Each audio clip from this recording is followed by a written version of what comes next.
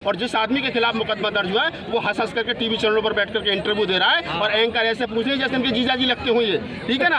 तो आप इस चीज़ को समझिए। रिपीट करता हूँ कि वो महिला विरोधी हैं, दलित विरोधी हैं, पिछड़ा विरोधी हैं, मुस्लिम विरोधी हैं। और यही कारण है कि चाहे तो आज वर्तमान में नई पार्लियामेंट का उद्घाटन करने का मामला हो तो उसमें द्रौपदी मुर्मू को दूर किया गया। पिछले दिनों इनसे पहले जो राष्ट्रपति थे रामनाथ कोविंद साहब, उनको राम मंदिर के भूमि पूजन से दूर किया गया क्योंकि वो भी दलित और शूद्र थे। तो ये स्पष्ट है और ये इस देश के लोगों को समझना चाहिए। ये 28 तारीख की निश्चित क्यों नहीं, 28 तारीख निश्चित इसलिए वो आप सबको पता है कि वीर सावरकर जो इनके वीर हैं उनका क्या नाम है जन्मदिन है। और वो इस देश में जब हिंदू राष्ट्र बनाने की बात चल रही है तो इनके लिए तो हिंदू राष्ट्र में उससे बड़ा देवता कोई है नहीं, वीर सावरकर से बड़ा देवता कोई नहीं है। कभी उसको ये बुलबुल पर उड़ा देते हैं, कभी कुछ कर देते हैं। अब ऐसे माफ़ी मांगने वाले लोग, अंग्रेजों को चिट्ठी लिखने वाले लोग, अंग्रेजों की पेंशन पर पलने वाले लोग, अगर इस उनके जन्मदिन पर लोकतंत्र के मंदिर का उद्घाटन होगा तो आप समझ लीजिए सरकार कितनी निर्लज है।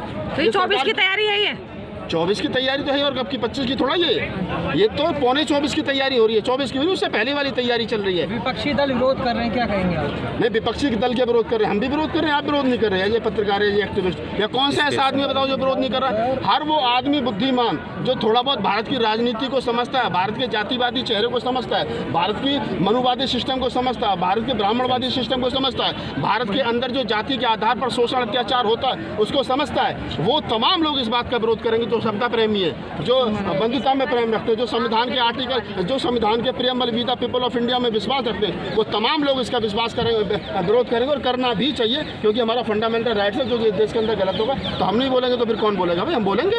रामगोपाल यादव ने और आचार्य प्रमोद कृष्णम ने दोनों ने समर्थन किया है प्रधानमंत्री के इसका। नहीं, रामगोपाल यादव ने क्यों किया है? हो सकता है उनको भी डर हो कि कहीं सीबीआई का छापा ना पड़ जाए। प्रमोद आचार्य कांग्रेस के जितना मैं समझता हूँ, हो सकता है उनको भी पता हो, उनके भी कहीं किसी मठ में 10-20-50 करोड़ और हो सकता है। अभी तो नया मामला चल रहा है 2000 के नहीं, अभी तो नया मामला और है। अभी तो नया मामला है कि 2000 के नोट भी तो बदलवाने हैं। जो 2000 के नोट है वो भी तो बदलवाने, तो वो भी प्रधानमंत्री से दुश्मनी करके तो बदले नहीं जाएंगे। हिसाब से ओम बिरला को करना चाहिए। नहीं, ओबीसी कह रहे हैं कि ओम बिरला को करना चाहिए, तो वो तो ओम बिरला तो लोकसभा के अध्यक्ष हैं, फिर राज्यसभा के अध्यक्ष, जो राज्यसभा उसका भी अध्यक्ष होना चाहिए जो उपराष्ट्रपति होता है। ये कहना कि ओम बिरला को करना चाहिए या उपराष्ट्रपति को करना चाहिए क्योंकि वो क्या बड़े सदन के अध्यक्ष होते हैं, उपराष्ट्रपति जो होते हैं, तो ये कहीं ना कहीं बेईमानी। और हम ये कह रहे हैं कि इस देश में महिलाओं को हजारों साल तक सम्मान नहीं मिला, दलितों को सम्मान नहीं मिला, पिछड़ों को सम्मान नहीं मिला।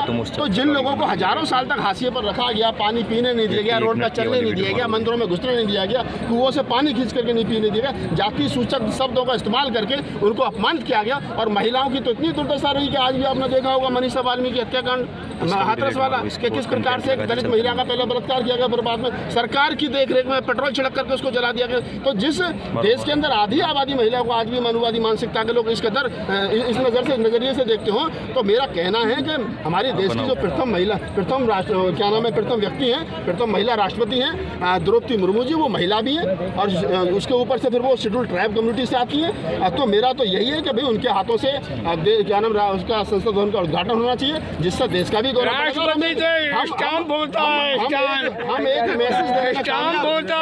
हम एक मैसेज देने में कामयाब हो पाएंगे। भारत एक ऐसा लोकतांत्रिक देश है कि जहाँ पर महिलाओं का इतना सम्मान है कि देश के लोकतंत्र के मंदिर के महिला के हाथों से। अच्छा, अगर प्रधानमंत्री अगर उद्घाटन कर दे तो परेशानी क्या है जनता को? नहीं, परेशानी कुछ नहीं है। लोकतंत्र में बहुमत, देखिए मेरी व्यक्तिगत पीड़ा कुछ नहीं है, ना मुझे एमएलए बनना, ना एमपी बनना, ना निगम पार्षद बनना, ना कुछ बनना, मुझे कुछ नहीं बनना।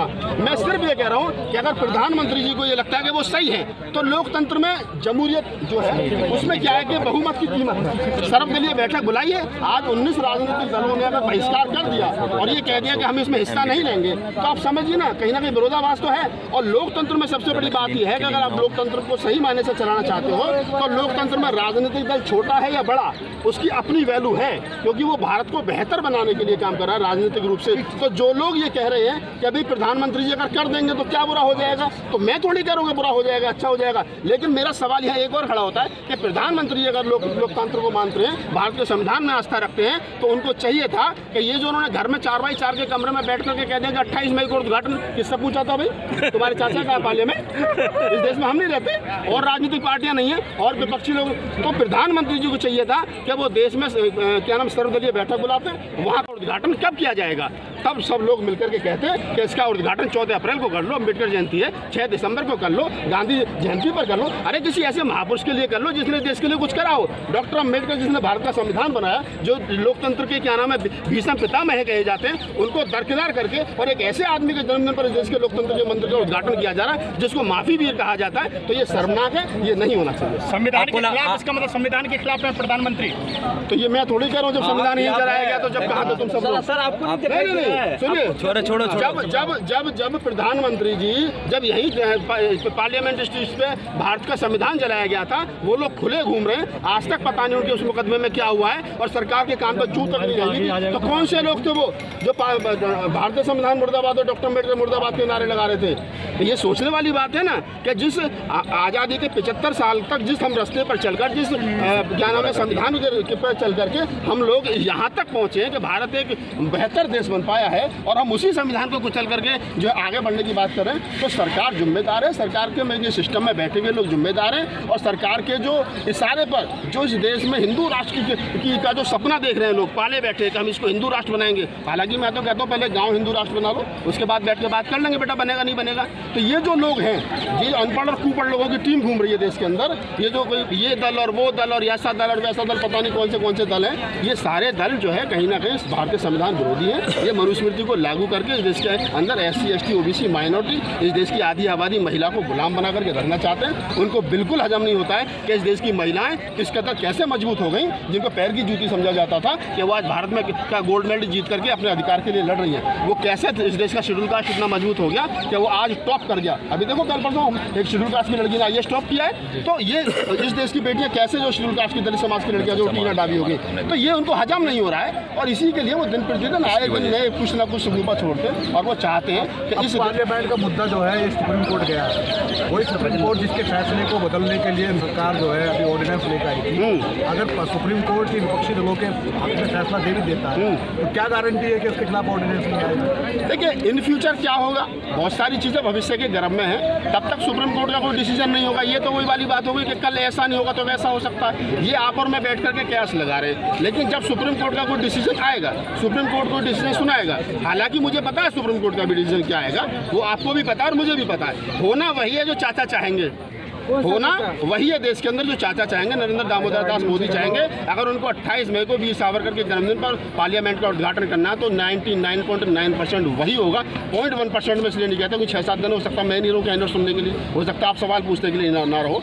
तो ये बहुत सारी चीज़ें हैं। हम लोग ऐसे माहौल में अपना जीवन जी रहे हैं कि जहाँ कल किसके साथ क्या हो जाए, कहाँ गाड़ी पलट जाए, कहाँ किसको गोली लग जाए, ये बहुत बड़ी बात नहीं है। तो इसलिए मैं क्या आपको ट्वीट किया और उन्होंने कहा कि मणिपुर में मैं थोड़ी कह रहा हूँ कि सरकार का सुप्रीम कोर्ट पे नियंत्रण है। अरे भाई जब इस देश के अंदर मंदिर पर फैसला सुनाने वाले जज के खिलाफ पहले एक लड़की से झूठी कंप्लेंट करवाई जाती हो यौन शोषण की, बाद में उससे बैठ करके बात करवाया जाता है, हिंदू मंदिर के पक्ष में फैसला सुनवाया जाता है और बाद में इनाम के तौर पर राज्यसभा सांसद भेजा जाता हो, तो ये मैं थोड़ी कर तो दिख रहा है। ये तो सरकार के इशारे पे सारा कुछ हो रहा है, मेरे और तुम्हारे कहने से थोड़ी हो रहा है। सुप्रीम कोर्ट की अगर विश्वसनीयता गिरी है तो सुप्रीम कोर्ट उसके लिए खुद जिम्मेदार है। क्या आपको लगता है सुप्रीम कोर्ट, क्या आपको लगता है कि सरकार यह भी दिखाने की कोशिश कर रही है कि जो सर्वोच्च पद है वो PMO के अंडर काम करता है? मैं थोड़ी कह रहा हूँ, अच्छा मेरी आपको लगता है सर? नहीं बिल्कुल, मुझे अकेले को नहीं लगता है। जो इस देश के अंदर लोकतांत्रिक ढांचे को समझता है, जो आदमी जो व्यक्ति थोड़ी बहुत समझ रखता है, जो आदमी ये समझता है कि ये जो सिस्टम चल रहा है वो प्रत्येक व्यक्ति समझता है कि ये सब कुछ सरकार के इशारे पर हो रहा है और अगर सरकार के इशारे पर नहीं होता तो मैं यहाँ खड़े होकर के बोल रहा हूँ जंतर मंतर पर पूरी जिम्मेदारी के साथ में आप लिख लीजिए। ये जो बेटियाँ यहाँ बैठी हैं ना गोल्ड मेडलिस्ट हैं, मजबूत परिवार से आती हैं, मजबूत जातियों से आती हैं, पैसे वाली है, सब कुछ है, इनको अपने यौन शोषण पर FIR कराने के लिए सुप्रीम कोर्ट का दरवाजा खटखटाना पड़ा और जिस आदमी के खिलाफ मुकदमा दर्ज हुआ है वो हंस करके टीवी चैनलों पर बैठ करके इंटरव्यू दे रहा है और एंकर ऐसे पूछ रहे हैं जैसे उनके जीजाजी लगते हुए, ठीक है ना। तो आप इस चीज़ को समझिए, यही काम अगर किसी गरीब ने मजदूर ने कर दिया होता तो अब तक तो भाई साहब ट्रैक्टर चल गया होता, बाबा का बिल्डोजर चल गया होता और मुंह से ही गोली चल गई होती। तो सिस्टम सरकार के अकॉर्डिंग काम कर रहा है, ये नो डाउट। नागपाल जी आप भी ऐसी सरकारों उम्मीदवारों को पूर्ण बहुमत से लाए थे ना, अब पछतावा किस बात का? भाई साहब मैं अपनी बता रहा हूँ, जनता नहीं ले पाई है। मैं अपनी बता रहा हूँ, मैं इस देश का एक जिम्मेदार नागरिक होने के नाते ये कह रहा हूँ पूरी जिम्मेदारी के साथ में, मैंने बीजेपी को ना आज तक वोट दिया और ना जीवन में दूंगा, नोटा पे दे दूंगा, लेकिन इनको नहीं दूंगा। बीजेपी विरोधी है क्या? अच्छा, बीजेपी विरोधी थोड़ा ही है, बीजेपी हमारे विरोधी है भाई, हम बीजेपी विरोधी। तो जब बीजेपी हमारे कान पे थप्पड़ मारी तो हम सब दूध पिलाएंगे? बताओ ना रोहित वेमुला कब हुआ, बताओ ना क्या नाम है, कितने कितने कितने कांड हुए, कब हुए? चाचा की सरकार में तो ही है ना। तो आप, मैं थोड़ी करूँ, आप 9 साल का इतिहास उठा करके देख लीजिए। विपक्ष को दो राज्य दे दिया जाता है और ट्वीट में उन्होंने मणिपुर विधानसभा का फोटो डालते हुए कहा कि इसमें सोनिया गांधी है और प्रधानमंत्री मनमोहन सिंह है, वो उसका उद्घाटन कर रहे हैं कि इन्हें जो है जब तब राष्ट्रपति याद नहीं आया, आप कैसे आ गया? देखिए, ये एक दूसरे के ऊपर आरोप लगाने वाली बात है, वो वाली बात नहीं कि भाई तुम्हारा कुत्ता कुत्ता हमारा कुत्ता टॉमी, तो ये वो वाली बात है, कुछ और इसमें ज़्यादा फर्क नहीं है। तुमने, अच्छा तुमने भी तो क्या नाम है गुड़ से खाई थी, अगर हम जो चटनी से खा रहे हैं तो कौन सी दिक्कत हो गई? ये क्या है कि जब जब इस प्रकार की आप बातें कहोगे तो आपको पिछला इतिहास दो निकाल करके दिखा दिया जाएगा। आपने भी तो ऐसा मतलब अगर वो घटिया थे तभी तो आपको लेकर के आए थे भाई, अगर वो खराब थे कांग्रेस वाले तो इसलिए आपको लेकर के आए थे, इसलिए थोड़ी आपको लेकर के आए थे कि वो कम घटिया तो तुम ज़्यादा घटिया बनोगे। तो ये कोई सवाल का जवाब नहीं है, ये कोई जवाब नहीं है। जवाब यही है कि वो गलत थे इसलिए आपको लेकर के आए और जवाबदेही आपसे बनती है क्योंकि सिस्टम में आप हैं।